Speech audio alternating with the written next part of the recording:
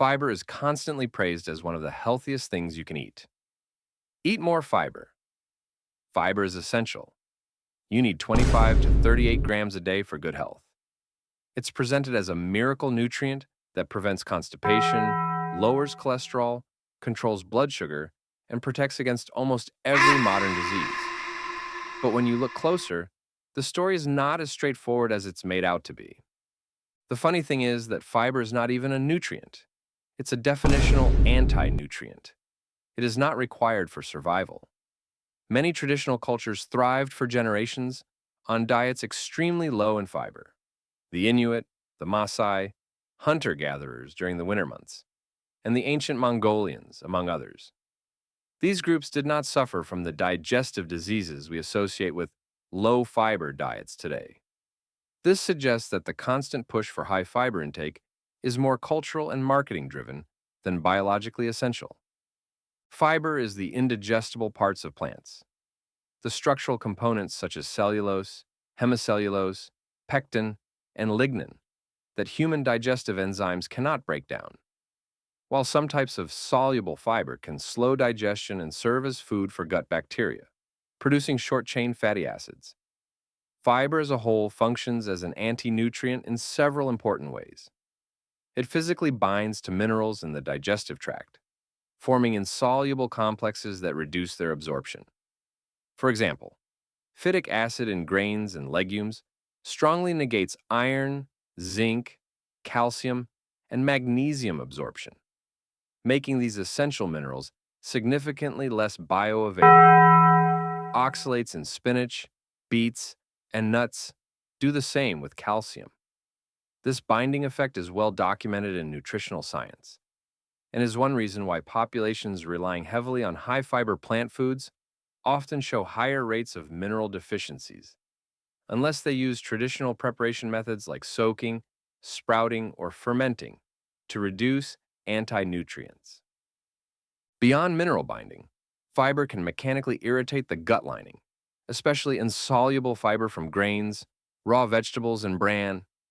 In sensitive individuals, this irritation increases intestinal permeability, promotes bloating, gas, and abdominal discomfort, and can trigger or worsen conditions like IBS or leaky gut. High fiber intake also speeds transit time through the gut in some cases, reducing the window for nutrient absorption. Over time, consistently high fiber consumption, particularly from modern, unfermented sources, can contribute to subclinical nutrient deficiencies, even when total food intake appears adequate. The body simply cannot absorb everything it needs when fiber is constantly interfering. The modern belief that we need large daily amounts of fiber is relatively recent. It gained traction in the 1970s, largely through the work of Dennis Burkitt, who observed that rural African populations eating high-fiber diets had lower rates of certain Western diseases like colon cancer and diverticulitis. What is often left out is that these populations also consumed far fewer processed foods, refined sugars, seed oils, and ultra-processed carbohydrates, while living far more physically active lives. The fiber itself was likely not the sole hero. The overall traditional lifestyle and absence of modern dietary insults played a much larger role. Yet this observation was simplified and turned into a widespread public health message. Eat more fiber. Today, cereals, whole grains, beans, and fiber supplements are aggressively marketed as essential, even though many people report noticeably better digestion, steadier energy, and reduced bloating when they lower their fiber intake, particularly insoluble fiber from grains and raw plants. The body is easily capable of functioning well with minimal to no plant fiber at all. Many traditional cultures thrived for generations on low-fiber diets without the digestive disorders now common in high-fiber Western populations. Fiber is not inherently the enemy. It can be useful in moderation for some people, but it is not the essential superfood it has been made out to be. For many individuals, especially those with gut sensitivity, reducing added fiber while prioritizing bioavailable protein, fats, and minerals often leads to clear improvements in digestion and daily energy than forcing higher intakes ever did. You don't have to fear fiber or eliminate it. The point is that it is not the superfood it's marketed as.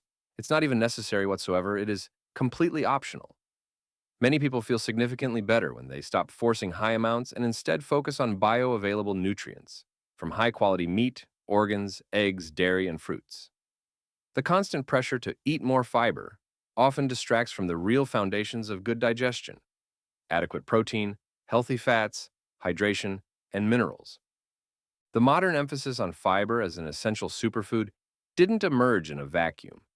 It was shaped by powerful economic and institutional interests that aligned with the low-fat, high-carbohydrate dietary paradigm of the late 20th century. In the 1970s, researcher Dennis Burkitt popularized the fiber hypothesis after observing that rural African populations eating high-fiber diets had lower rates of certain Western diseases. His work was widely cited, but often stripped of context. Those populations also consumed almost no processed sugar, seed oils, or refined grains, and lived extremely active lives. The fiber itself may not have been the decisive factor, yet the message was simplified into "eat more fiber" and became official public health policy.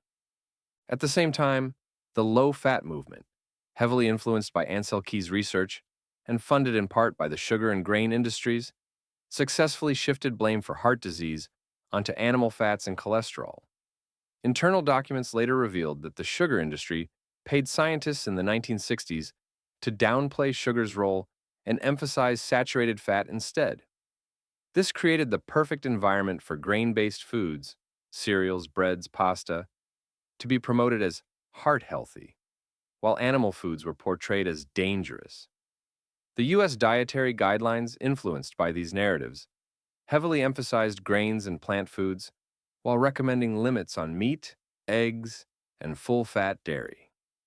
Economically, the shift made perfect sense for the industry.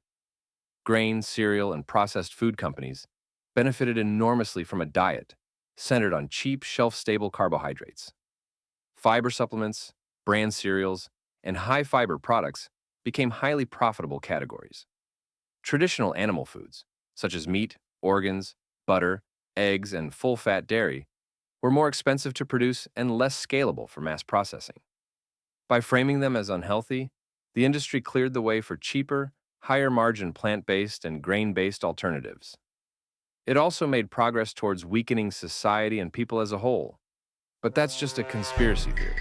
It was a convergence of scientific assumptions, industry funding, government policy, and marketing that reinforced one narrative: plant fiber equals health and animal foods equals risk.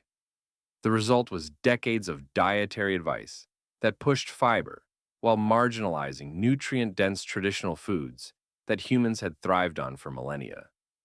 The body doesn't require large amounts of plant fiber to function well. Many traditional cultures maintained excellent health on diets very low in fiber, when the foods they did eat were nutrient-dense and minimally processed. The constant pressure to consume high fiber often distracts from the real foundations of good health: adequate protein, healthy fats, bioavailable minerals, and properly prepared foods. If you've been struggling with bloating, inconsistent energy, or feeling like your healthy diet isn't working, try this simple experiment for 2 weeks. Reduce added fiber. If there's fiber in your food, that's fine, but don't seek out fiber. Reduce fiber-heavy foods and focus on protein, fats, and nutrients. Notice how your digestion and energy respond. Many people discover they feel lighter and more stable without forcing fiber. Fiber is not the enemy. It's just not the hero it's been made out to be. Focus on nutrient density first, and let fiber fall where it naturally does. Your body will often tell you what it actually needs. Peace out for now.